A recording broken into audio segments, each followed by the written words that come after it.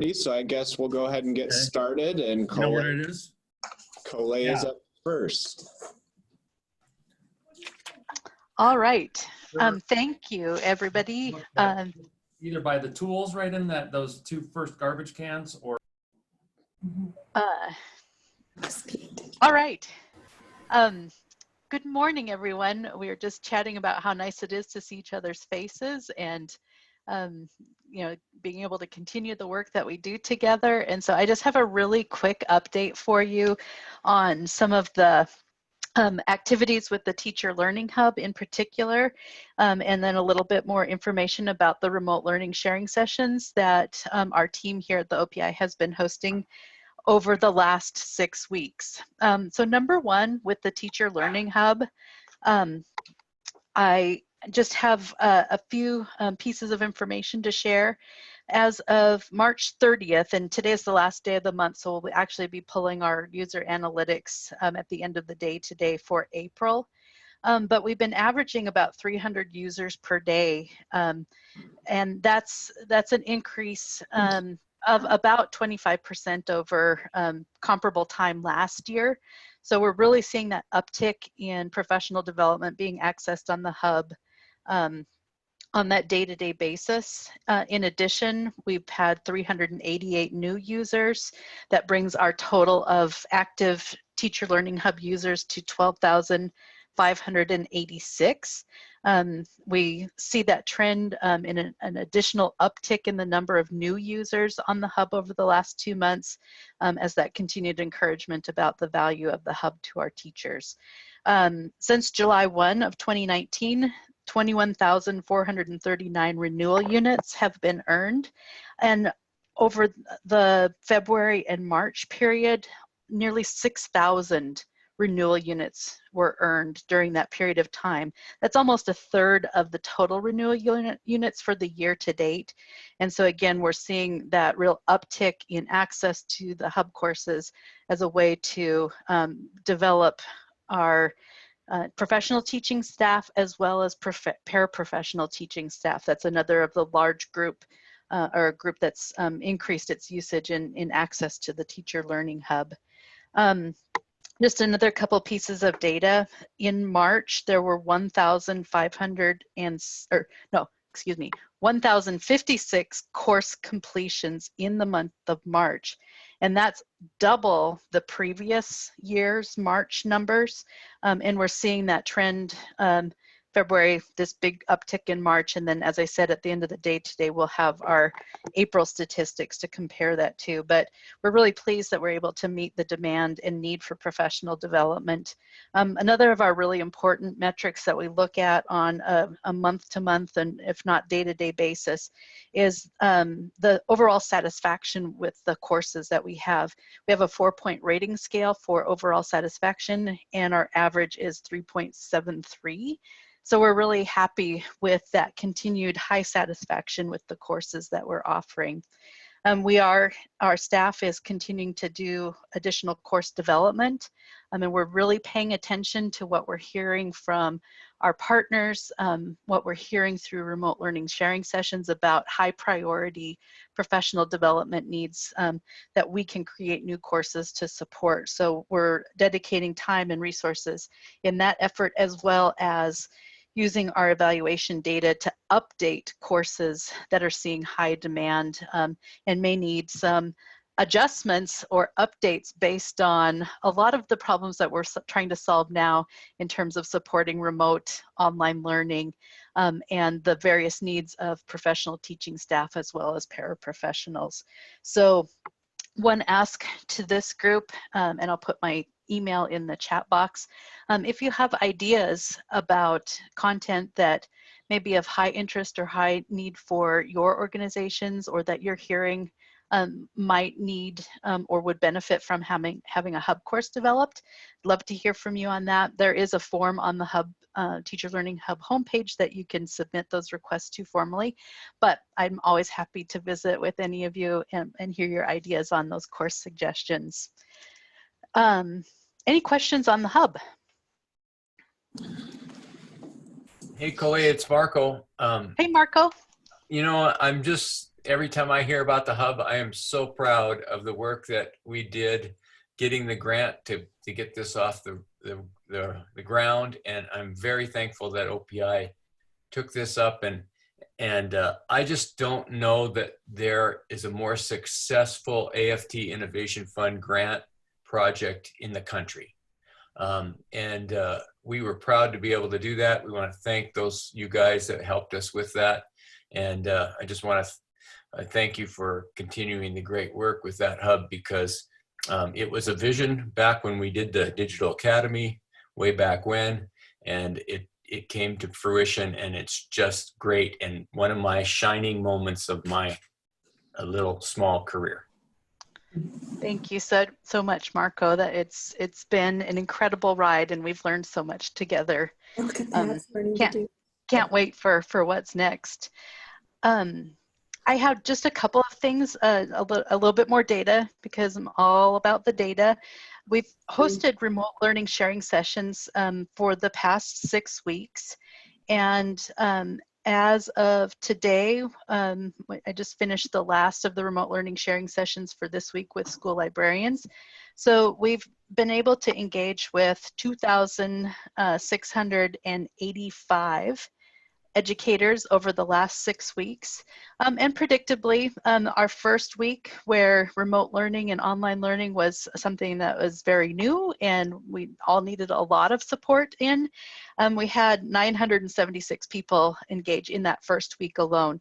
We've seen kind of a steady decline in the number of participants over the weeks, but so we went from 840 down to 401 participants.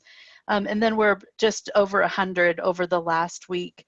I will say though, the principals sharing session that happens every Wednesday at 2 p.m. that's been led by John Conan, a principal who is currently in Great Falls Public Schools right now.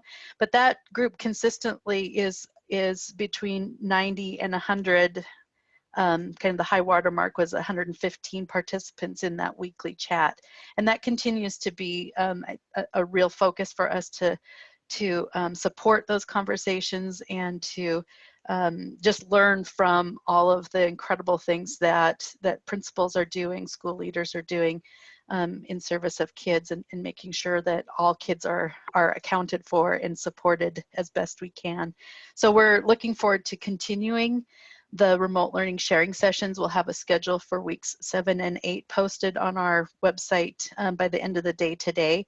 We will look at potentially refocusing or kind of scaling back the schedule a little bit as we begin to pivot towards how do we support schools in sharing information as they're getting ready and anticipating what next school year is going to look like. So a couple of other really brief highlights again. We've had a number of other state agency observers in these sessions, and so this is an activity that states shared across borders, and we're excited to continue some of those contacts so that we can continue to learn state to state. And all of the resources, notes, schedules, and that are available on the OPI online learning webpage. So those have been big activities that we're involved in.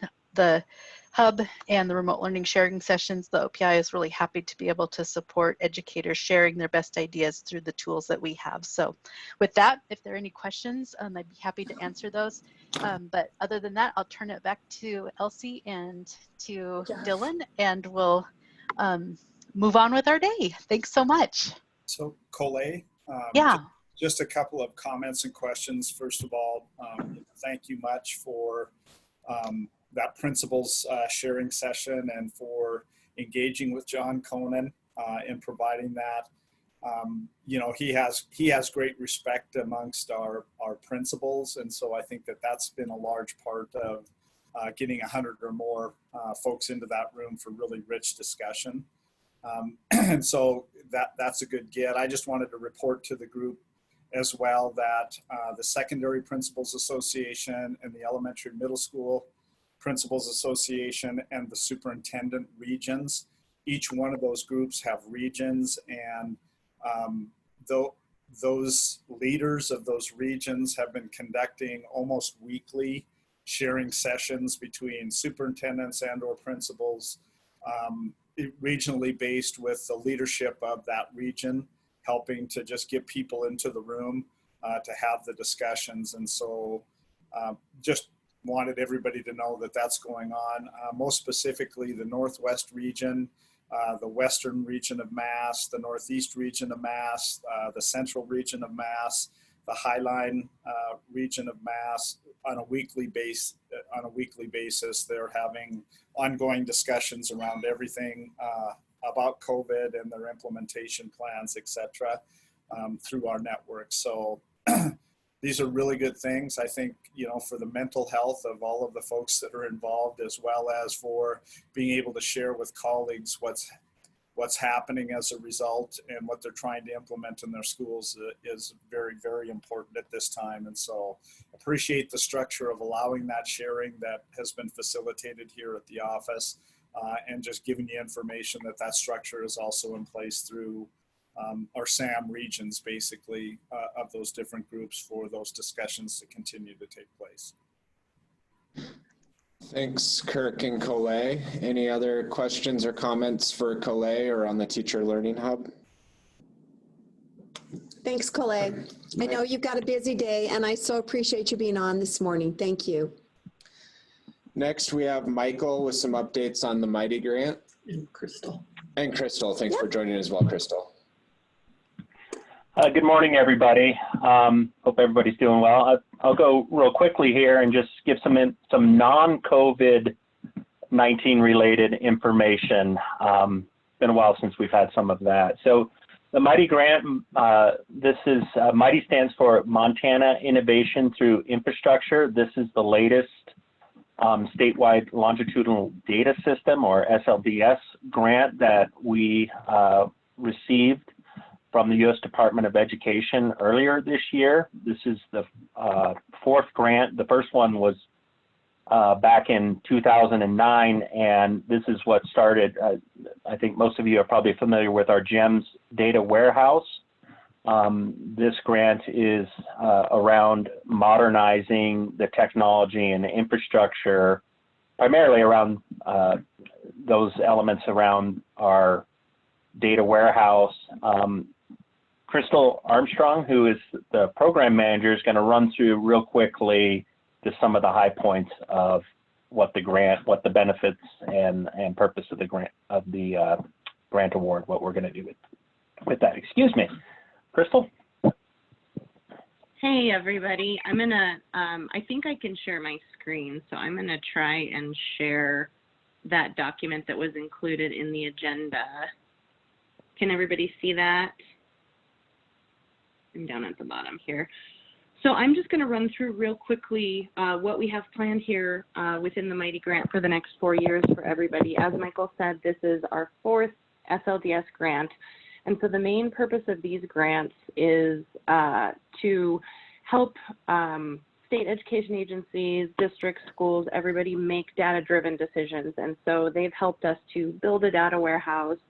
They've helped us to establish data linkages with post-secondary, to do some more applied data use. And now that our SLDS is a decade old, the technology has worn out, and continuing to sort of put Band-Aids on the things that need to be rebuilt has become kind of unsustainable for us. So we proposed under their infrastructure priority to rebuild our data warehouse, which is going to include a couple different things. We're going to standardize all of the data to the CEDS model, which is what states across the nation are moving towards, a lot of them under the same grant program. Main benefits to the Montana schools for that is going to be more options for everyone to be looking at their data on GEMS and with some of our different analytics tools. So we're going to have different options for the ways that you search for data, different options for you to compare, for folks to be comparing to peer schools, mass regions, different things like that, school sizes. And I think it's going to make the data a little bit more meaningful beyond what is already available. Our second goal is to establish a data linkage with the Department of Labor and Industry, and also to do some pilot research projects with the tribal colleges. So we want to do this because we want to be able to look at the student experience, you know, from the full set of available data. We want to be able to understand the school experience from K-12 to post-secondary if students do go to post-secondary, and then out into the workforce, so that we know how Montana students do both in college and when they're out working.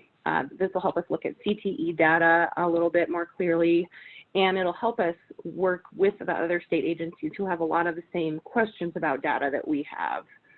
And then the work that we're doing with the tribal colleges, where we're hoping to connect with them, since we don't have a data linkage with them the way that we do with OCHI, is to make sure that we've got equity in data and equity in the ability to answer the questions that, that colleges have about their students.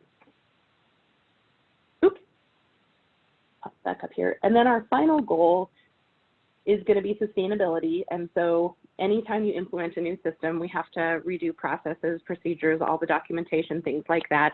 So we wanted to call this goal out separately to make sure that we get all the work done and hold ourselves accountable in making sure that we do everything the right way, you know, from day one as we start doing all of this stuff.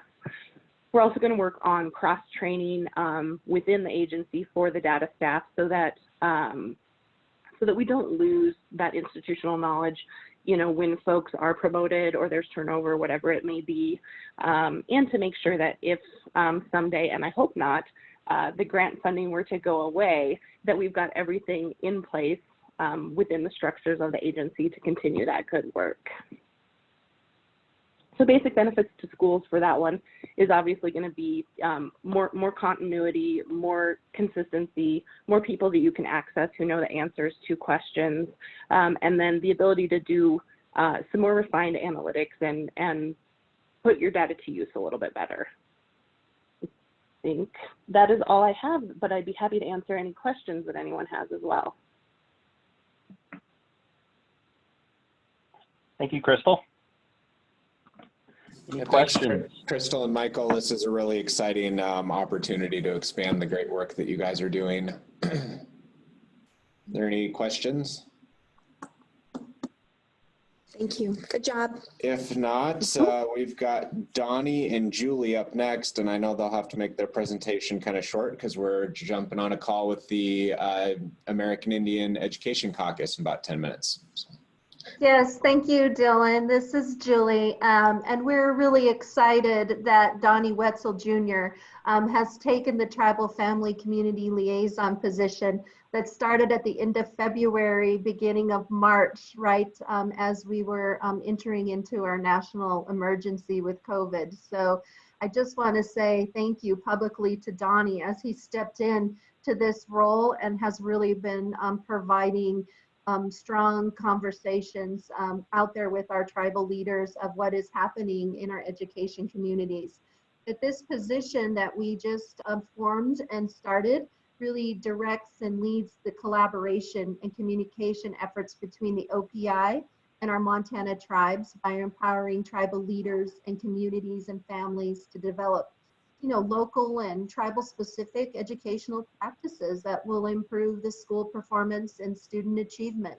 The liaison, Donnie, he's been working to assess and kind of provide Indigenous perspectives to us here within the OPI agency in our policies and our planning and our efforts that we're doing.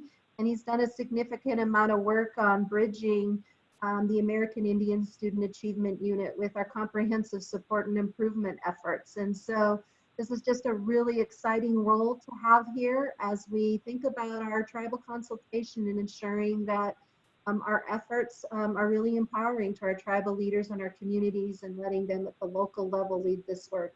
So I'll turn it over to Donnie to just introduce himself. You may know him. He's been around a while. So Mr. Wetzel. Yeah, thank you, Julie. It's good to see everybody.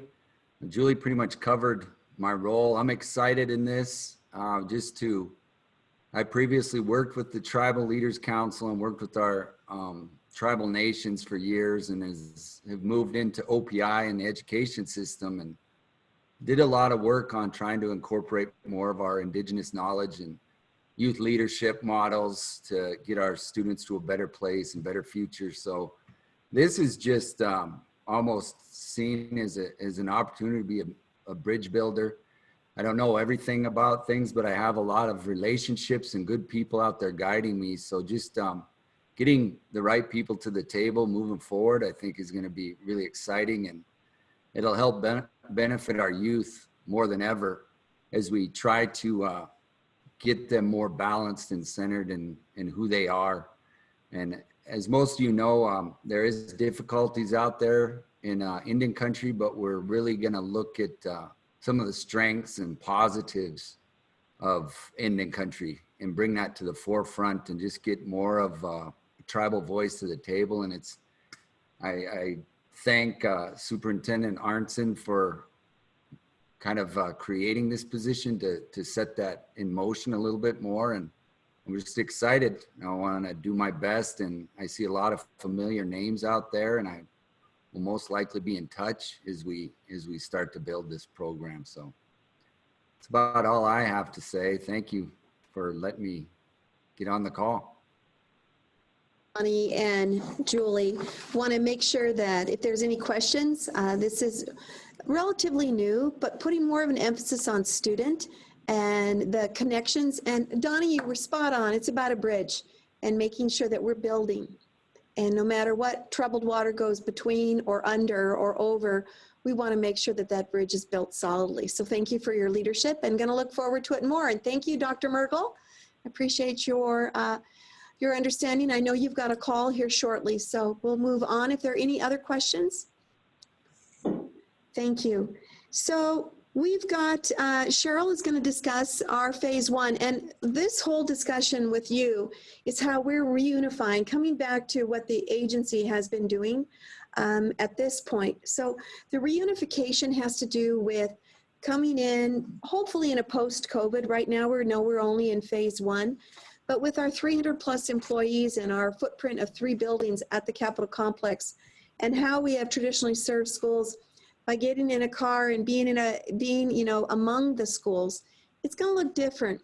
So we are in phase one, and Cheryl has put together some looks. This has been all the way down from visiting from anybody. So Marco, we have engaged the union in this. We have engaged unit managers, division administrators, all across the agency in what this might look like. And it is in draft at this point, but would like to share.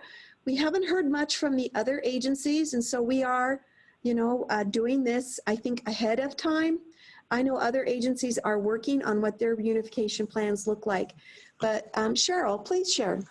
So good morning, folks. It's good to see your smiling faces here in beautiful Montana, and would like to encourage all of you to just take a moment of silence with us as we empathize and have compassion in Wolf Point for the student loss that they have experienced in this week. So just a moment of silence for that, please.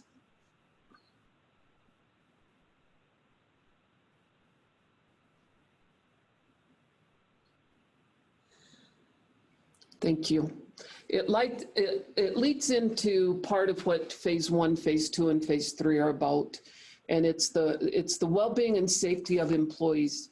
Just the same way that out in the field, as so many of you have worked, it's about the well-being and safety of your staff and children. And so when loss occurs in the many different ways it does, it has an impact ripple throughout. So phase one, we looked at the governor's guidance, we looked at DPHHS, we looked at CDC, we looked at federal guidance on this as well to say, where will this make sense for our employees? We are encouraging employees to continue in remote work. You'll see that highlighted here. We talk about personal responsibilities, recognizing that each and every one of us need to practice personal responsibility in order for us to have the healthiest infection-free environments that we can. We talk about the remote worker, which is where we're at, and where the OPI is. So we've worked diligently to get, I think this was a 3-page document at the beginning, to garner this down to a single page that would be user-friendly to our employees. McCall has added that we also lost a student in East Helena earlier this week. Yeah, I see that. And again, deep sympathies out to these communities. So with that, the document was sent out to everyone. If you didn't get it, just toss your name into the chat. We'll be happy to share it. We're in the midst of working on phase 2 and phase 3 for the OPI. So as soon as we have gotten those through the process, we'll be happy to share those with folks as well. Because I'm sure we're all thinking about those same things. How are we reopening our spaces to our employees? Thank you, Cheryl. So any opening up for any questions on reunification ideas or anything that might be for the good of the order? I do know, Pad, I don't know if you're on. I know you are preparing for, yep, I see your name. You're preparing for an interim committee, and we did discuss this, I do believe, on Tuesday. Are there any other nuances that might be coming with the interim education committee this afternoon? Good morning. No, I think we're pretty well set. I will mention, and was oh man, Michael might have hopped off. There was an email this morning from the Bozeman technology director with Representative Grubbs talking about House Bill 745, and Kirk, we've had some dialogue about this, kind of requesting that there's some cleanup on that. That's that student data privacy that kind of snuck through last session, to be blunt. And so that may come up at some point today, but I think the question is, who wants to kind of lead the charge in tackling any cleanup of that? And I'm kind of feeling like the Ed Interim Committee is kind of reaching our capacity in what we can get to this interim. So I did suggest to Representative Grubbs a possibility would be OPI bringing it as agency requested legislation that then you all would take the lead on. Just a heads up on that. Not sure it'll come up. Thanks. So Pat, this is Kirk, and there's much work that has been done by Meta in working, and Michael's back on now, so he can jump in. And so that direction that Brad Summers brought is really from Meta and the Meta board about, you know, the unfunded portion, mandate portion of House Bill 745, and now kind of reaching our capacity for being able to implement the student data privacy for online and protecting that information. And we have worked diligently with Michael and the Office of Public Instruction. And Michael, thank you for, you know, OPI joining the Student Data Privacy Consortium, which is a part of that. You just informed us that that's happening. And so, you know, I think that may be the right direction, that we would work together with OPI in crafting language that could be put into support financially for being able to ensure that we're protecting student data. Thank you, Kirk. I'll just add to that. Yeah, there's everything Kirk said is spot on. We've been looking at how to bring the requirements of House Bill 745 to be able to sustain those with the money and people needed going forward. And then I know we're right at the end here. I'll just say there's some other privacy and data concerns that we've been working with Meta and our other stakeholders that we will be bringing to this group to share with some ideas and plans going forward there as well, and getting feedback. Thank you. We appreciate all of you being on the call today. Thank you so much for your time, your input, your insights, and your happy faces. So enjoy the rest of the day, and we'll see you next time.